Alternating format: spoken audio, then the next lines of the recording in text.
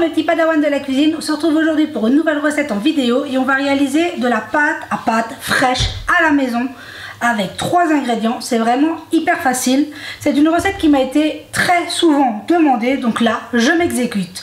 Pour réaliser notre pâte à pâte, on aura besoin de 150 g de farine à laquelle j'ajoute 150 g de semoule fine. De la fine, c'est important, c'est pas de la semoule à couscous.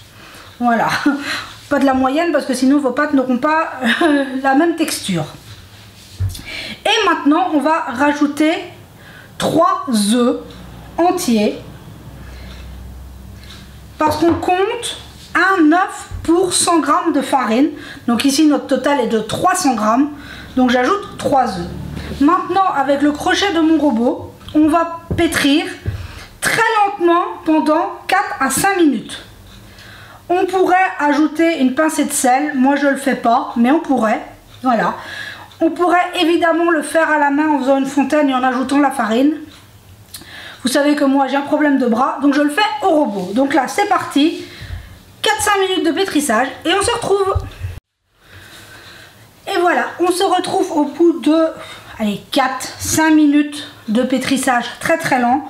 On a une belle pâte, bien souple. C'est ce qu'on veut obtenir.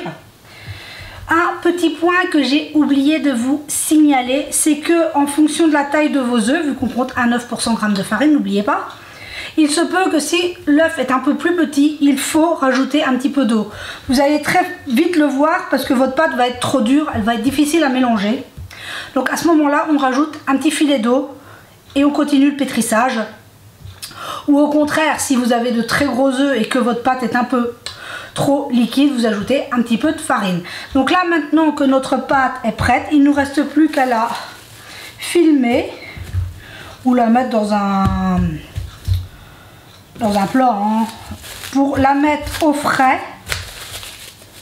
Hop, pendant 1 heure, 2 heures, et ensuite elle pourra être étalée, laminée au laminoir si vous en avez un, si vous avez la chance d'en avoir un, ou alors au rouleau. Ça se fait, c'est plus long mais ça se fait très bien aussi.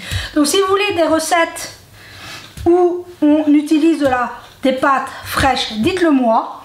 Ce sera un plaisir avec lesquels je vous tournerai les recettes. Là je sais qu'on m'avait demandé comment faire la pâte à pâte fraîche. Donc voilà, sur ce, j'espère que cette recette vous aura plu. Prenez soin de vous et de ceux que vous aimez et on se dit à très vite pour la prochaine vidéo.